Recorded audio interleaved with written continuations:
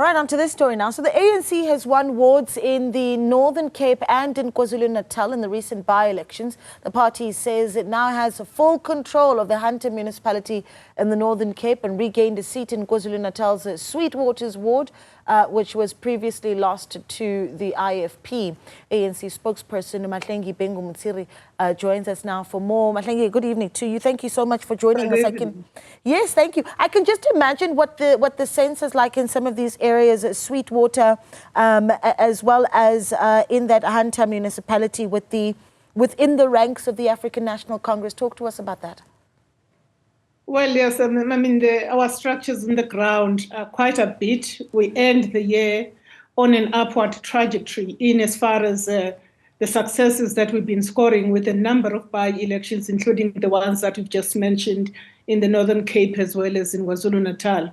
And we can go far back as before then, the by-election that included us increasing our majority and our vote share in Mtubatuba-Umkhanyawute district, although the vote was taken by the IFP. But the significant progress that was scored by the African National Congress is also noteworthy. We've seen similar things. We've also maintained our wards and in the Eastern Cape, quite a number of them when we study the trends in the by-elections. And what is actually quite striking is the fact that the losses that we registered in those areas for the general election on the 29th of May as electoral outcome suggest, in fact, indicate that we are clawing back in terms of voter support as the African National Congress. Why is this happening?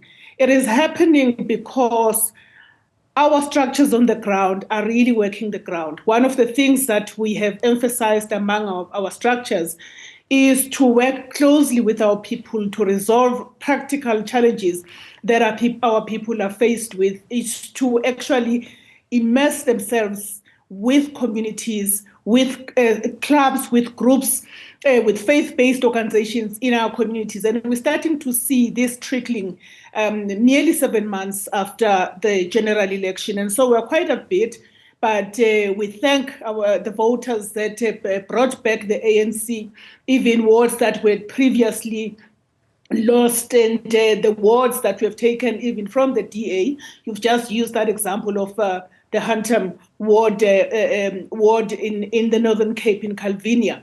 We've taken that, has been with the DA for 15 years as an example. We took Umsunduzi ward from the IFP. So clearly there is something that is happening post 29 general election that suggests that the ANC and the people of our country still believe the ANC has the capacity to right its wrong, rather, and where there have been mishaps and where there has been the betrayal of the promise to our people, that we work hard to do so. So our people are saying they believe that the ANC must continue to provide the leadership that it provides in delivering services to our people, in maintaining resilient state institutions, in demonstrating much harder that we're fighting corruption. If we look at 2024, we've had 53 proclamations issued by the SIU suggesting that indeed there's a spirited fight against corruption. We've seen assets being seized. We've seen people being charged. All of that is indicative of the work that is being done to fight corruption. Our people are also following the developments in as far as the fight against crime. Clearly, there's a sentiment in society that says there is more police visibility. There are arrests that are being effected, and we'd like to see this happening across all the provinces. Yeah. But the mood is positive as far as that is concerned. Yeah, I'm wondering, and I have to ask this because I'm so curious. 15% is what the ANC got in KwaZulu-Natal in that May 29 election that you talk about. And now with the success that you have in Sweetwaters, I think certainly does beg the question around whether or not at national level this success in Sweetwaters restores your confidence in the KZN PEC, and it gets us closer to that sort of tug of war of whether or not we're seeing a dismantling or a strengthening of that KZN PEC. Well, what we can say that ward that we won in Msunduzi, it's a very important ward, as you know, that Msunduzi as an area, or the Moses Mabhida region of the ANC, exists where we have a very strong contingent of voters. And so it's quite influential in the voting patterns in KZN. Back to the issue of whether that has anything to do with the standing of the current Provincial Executive Committee, looked at against the discussions that are currently underway, soon to be finalized in January at the ordinary National Executive Committee. I would suggest that those issues are separate. And of course, it simply means that our structures are working on the ground, supported by their leadership. Okay. But I don't wish to venture into a discussion about electoral successes and take that conversation about leadership issues and the state of organization in KwaZulu-Natal overall and discuss them in the same vein. Yeah. I think we need to create a separation. And the reason why I raise it, Mahlengi, is because, of course, we did see just about a week ago the Deputy President, Paul Mashadile, actually having that door-to-door campaign, and at that very event, talking about how the intention being to strengthen the PEC in KZN and not dismantle it. But let's move on, because I'm also keen to hear about the goals that you've set for yourself where the Northern Cape is concerned, because that's going to be incredibly important sort of yardsticks, where the party in May 2019 managed to get 49.3%. So really, really close. If you get something right in the Northern Cape, you're able to tip over into the majority once again. Absolutely. I mean, this is not the only ward that we've won since the May 29 general election. So there are really a number of successes that we're seeing in the Northern Cape, and we can only really thank our people for restoring faith in the African National Congress.